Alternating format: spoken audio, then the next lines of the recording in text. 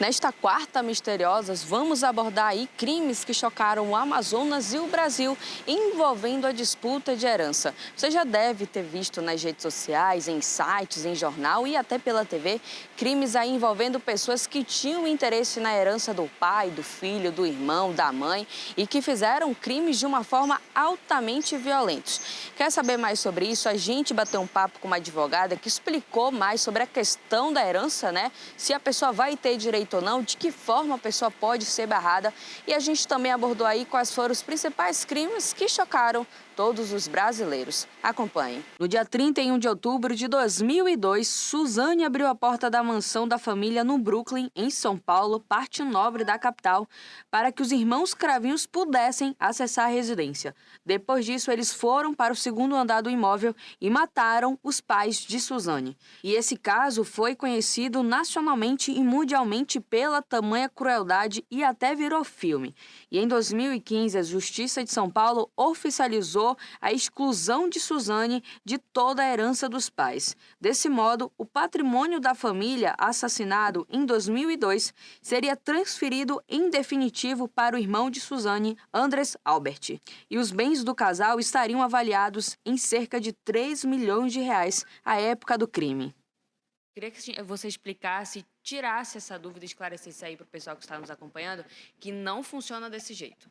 Não, isso é um ledo engano das pessoas que pensam que matando já vai ficar automaticamente com a herança, né?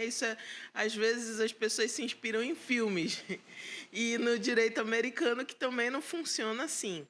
No direito brasileiro, quando uma pessoa atenta contra a vida daquele que vai lhe deixar herança, pai, mãe, marido, essa pessoa, legalmente, ela perde direito à herança. Contudo, esse direito não é perdido automaticamente. É necessário que haja os outros herdeiros, eles façam uma ação, né, de deserdação, a gente chama a ação assim, explicando que aquela pessoa tentou contra a vida do morto, do decujus, como a gente chama, e por essa razão, por uma questão de ética, por uma questão moral, o Código Civil entende que essa pessoa não tem direito a herdar, né? Então, recentemente o STJ falou sobre isso, falou inclusive, a gente tem algumas causas de exclusão, atentado contra a vida, atentado contra a honra, também inclui-se nessa causa de perda, de exclusão da herança, e aí é muito mais por uma questão de valores éticos e morais que o STJ entende que essa pessoa deve ser excluída, né? Então, cabe ressaltar que essa herança de deserdação, ela só vai acontecer depois do trânsito em julgado de uma sentença condenatória de um tribunal do júri, porque então a gente está falando, se uma pessoa tenta contra a vida de outra, a gente está falando de um homicídio, né, doloso contra a vida.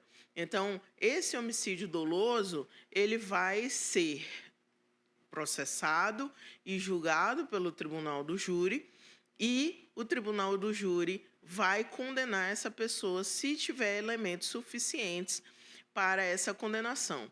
Em havendo elementos suficientes para a condenação, essa condenação vai para a ação de deserdação e a pessoa ela vai ser deserdada, tá? Então, não é automático, mas acontece sim. A gente teve um caso famoso de deserdação, que foi o caso da Suzane von Richthofen, tá? Ela foi deserdada em relação aos pais. Aí houve digamos assim, uma reviravolta no caso dela, porque no caso dela, ela herdou a herança da avó, que ainda era viva. Mas, em relação aos pais, ela perdeu, ela foi excluída da herança e ficou todo o dinheiro, todo o patrimônio para o irmão dela, o Andréas, né? A gente teve outro caso famoso aqui em Manaus, que foi o caso do Jimmy, né? Que o Jimmy, ele foi uma situação meio transversa, que ele tentou uma coisa que, na verdade, era assim, foi uma trama mais macabra, digamos assim.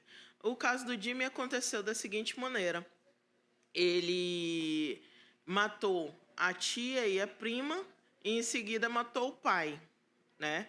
O pai seria a pessoa que iria transmitir a herança para ele, porque a tia não iria transmitir a herança de modo direto.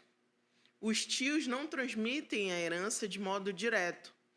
Quem transmite herança de modo direto são os ascendentes ou os descendentes. Por exemplo, se um filho morre e deixa patrimônio, esse patrimônio vai para os pais. E vice-versa, quando os pais morrem e deixam patrimônio, esse patrimônio vai para os filhos. Mas os tios, os primos, não é de maneira direta. Tem que se verificar se tem ascendentes, se tem descendentes. E aí, se não houver, aí que entram outros parentes, né? Então, não é direto. Porque o tio morreu, a prima morreu, já vai direto para ele. Não, não funciona assim.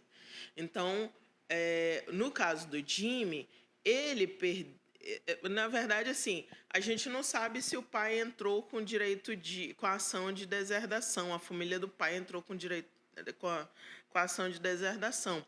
Até mesmo porque, se entrou, quem vai receber os direitos, né, a herança do pai do Jimmy, seria a irmã dele. Então, para que, digamos assim, ele conseguisse tudo que ele queria, ele tinha que matar a tia, ele tinha uma outra tia, ele tinha que matar a prima, ele tinha que matar o filho da outra tia, ele tinha que matar a irmã. Então, assim, foi em vão, digamos assim, tanta atrocidade que ele cometeu. Talvez cometeu por razões pessoais, emocionais, mas ele esqueceu que as coisas não eram bem do jeito que ele queria que fosse. O crime que chocou pela frieza e motivação, conhecido como Caso Belota, é repercutido até hoje. Jimmy Robert mandou matar o pai, a tia e a prima para ficar com a herança da família, que era estimada em R$200 mil, que ia dividir com os outros dois envolvidos nos homicídios, Rodrigo Moraes Alves e Juan Pablo Bruno Cláudio Magalhães. A princípio, a polícia acreditava que o crime tinha sido características de latrocínio. Porém, a dedução foi descartada após a Polícia Militar do Amazonas, na época, encontrar no mesmo dia o corpo de Roberval Roberto de Brito, o pai de Jimmy, no bairro São Raimundo, zona centro-oeste da capital. Jimmy alegou que matou o pai por conta de uma antiga mágoa e também, principalmente, pela herança de família. A tia e a prima foram assassinadas também porque as duas tinham parte no patrimônio de toda a família. Sim, as pessoas têm a ideia de que morto não paga dívida, né? Tem até esse dito popular: morreu, não paga dívida. E, na verdade, não é assim.